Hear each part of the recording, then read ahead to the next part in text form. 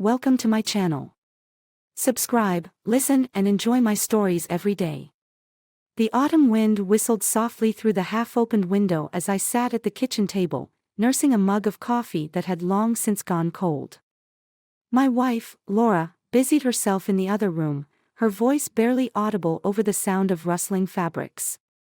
Lately, she'd taken to wearing scarves or high-collared sweaters, an odd choice given the mild weather we'd been enjoying. She claimed she had a persistent cold, but as weeks turned into a month with no sniffle or cough to be heard, suspicion gnawed at me. "Honey, are you sure you're okay?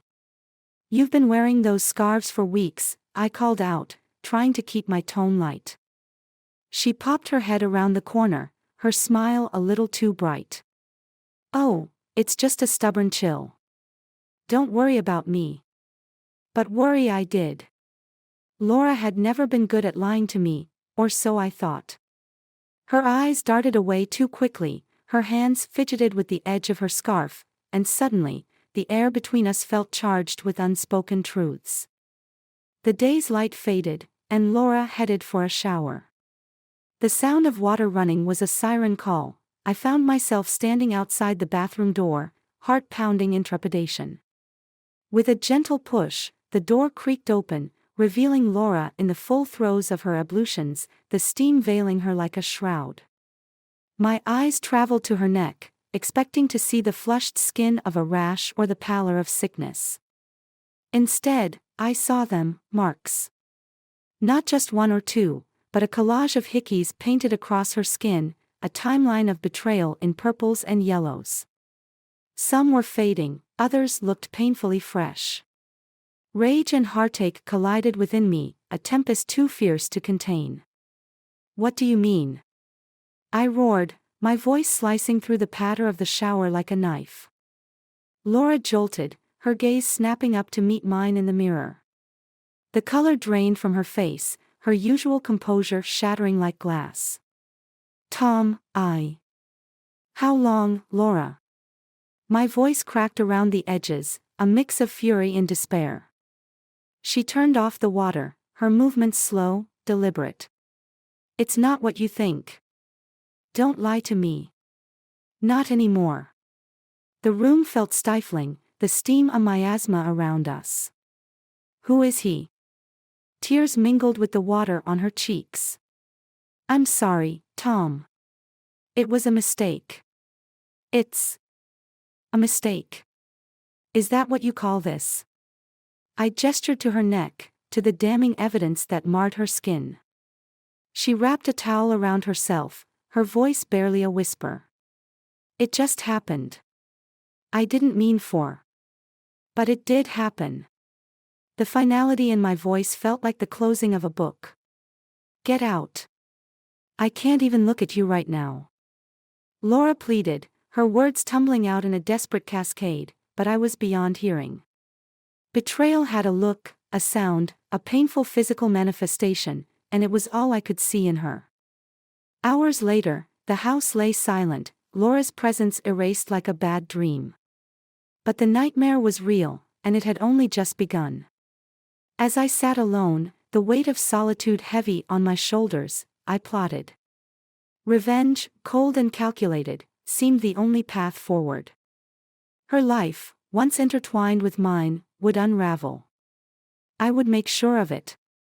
The story of our love, twisted into deceit, would end on my terms. This was just the beginning. The sun was just peeking over the horizon when I arrived at the cafe downtown, the one Laura and I used to visit every Sunday morning. It was bustling with the early birds, the air thick with the aroma of brewed coffee and freshly baked pastries. I spotted my friend, Marcus, waving at me from a corner booth, his eyes shadowed with concern. "Tom, man, you look like hell," Marcus said as I slid into the booth opposite him. He pushed a steaming cup of coffee toward me. "Talk to me. What's going on?" I took a deep breath, the steam from the coffee blurring my vision momentarily. "It's Laura. She's been cheating on me." The words felt alien, bitter on my tongue. Marcus's jaw tightened, his hand pausing midair. "What?" Laura? Are you sure? I nodded, the images of last night flashing vividly in my mind. I saw it, Marcus. Marks all over her neck. She didn't even deny it. Damn, Tom. I'm sorry. Marcus leaned back, his brow furrowed. What are you going to do? I don't know yet, but I can't just let this go. I need to find out who he is. Marcus's eyes shifted, a hint of reluctance in his gaze. I might know someone who can help. A private investigator. Used him once for a client. He's discreet. Gratitude mingled with the tumult of emotions roiling within me. Thanks, I might take you up on that. We spent the next hour discussing logistics, Marcus occasionally placing a reassuring hand on my shoulder. By the time I left the cafe, the morning had fully bloomed, but the darkness in my heart hadn't lightened. Later that day, I found myself sitting across from a man named Donovan, the private investigator Marcus had recommended. His office was cluttered, walls lined with filing cabinets and photographs of various subjects of his previous cases. Mr. Donovan, I need information on a man, I began, my voice steady despite the storm inside. Donovan, a man with piercing blue eyes and a non-nonsense demeanor, nodded. I can help with that. I'll need some details from you, starting with what you know about your wife's activities.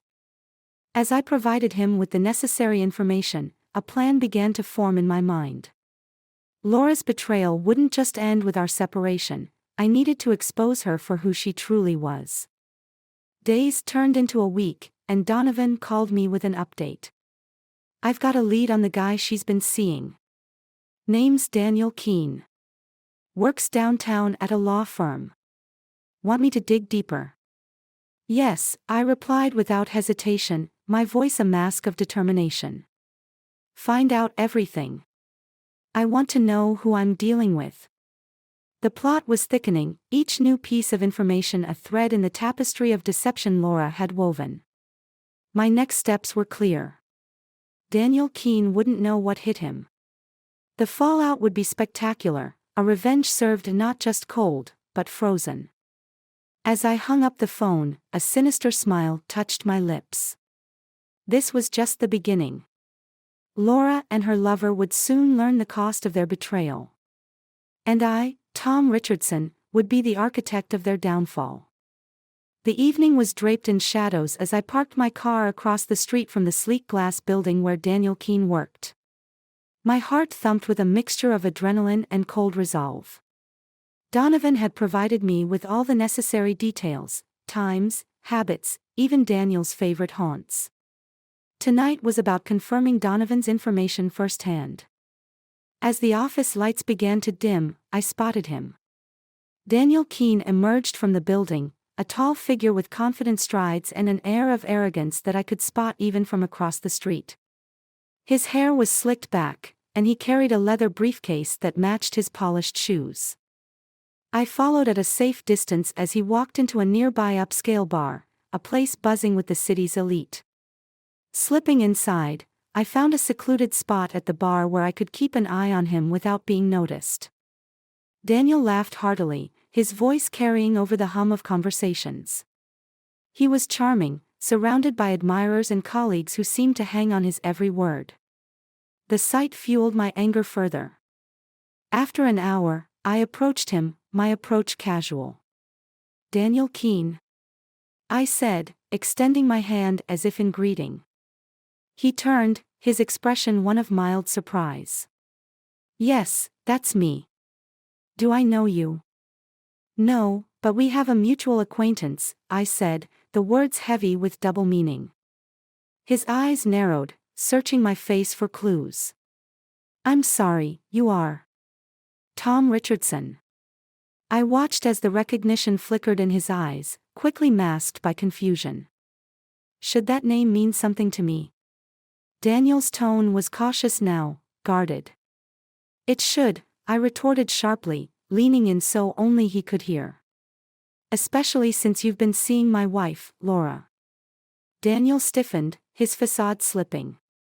I think you're mistaken, he replied, but his voice lacked conviction.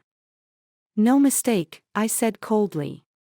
I know everything, Daniel. And soon, everyone else will too. His composure cracked, a flash of anger crossing his features. Look, this is neither the time nor the place. Exactly my point, I cut him off. Meet me tomorrow. The park, 7 a.m. We settle this then. I didn't wait for his response. Turning on my heel, I left the bar, the echo of my steps mingling with the beat of the music. The night air felt colder as I stepped outside, my mind racing with the upcoming confrontation. The next morning, the park was quiet, mist hovering over the grass like a blanket. Daniel was already there, pacing near the designated spot, a troubled look on his face. You came, I stated, more a fact than a surprise. Daniel stopped pacing and faced me. I don't know what you want from me, Tom. Laura and I. Save it, I snapped. I'm not here to discuss your affair. I'm here to tell you how this goes next. His eyes were wary, cautious. And how does this go? You will end things with Laura. Today. And you will transfer out of your firm to another city. If you don't, the details of your affair, along with some creative additions, will find their way into very public hands. Daniel's face paled. You can't. I can, and I will. The edge in my voice was sharp, unforgiving. You have 24 hours. Turning away, I left him standing there, the morning fog swallowing his figure. The pieces were moving, the game set. Laura's world would crumble, and Daniel's along with it. As for me, vengeance was a bitter road, but one I was prepared to walk to the very end. The early morning air was crisp as I walked into the coffee shop, the bell above the door announcing my arrival with a cheerful jingle. Inside, the aroma of freshly ground coffee beans was comforting, though my stomach churned with nerves. Today, I would confront Laura for the last time. I had sent her a message to meet me here, the place where we had shared countless mornings together. Laura was already there, sitting in our usual corner, her face drawn and pale. As I approached, her eyes lifted to meet mine, filled with a mixture of fear and sadness. Tom, she started, standing up as if to reach out to me, but I held up a hand to stop her. Sit down, Laura. We're not at the point for pleasantries anymore, I said, my voice cold and distant. She sank back into her seat, wrapping her arms around herself as if to ward off a chill. Tom, I know everything, Laura, I cut her off, my words sharp as blades. About you and Daniel Keene.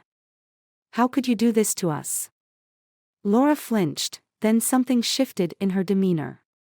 She looked up at me, her eyes suddenly steely. You think you know everything, but you don't. What's that supposed to mean? I demanded, leaning forward, my hands clenched in anger. It means, Laura said slowly, that you never asked why. You just assumed the worst. Because there is nothing else to think. I retorted. How can there be any justification for betrayal? Laura's voice was low but firm. It wasn't just a fling, Tom. Daniel he's my brother. I stared at her, confusion and disbelief warring within me. What? That's impossible. You never mentioned. I found out a few months ago. We share the same father. Daniel reached out after he learned about me. Our meetings, those marks. It was all part of a sibling bonding. He has a condition, Tom. It causes bruising.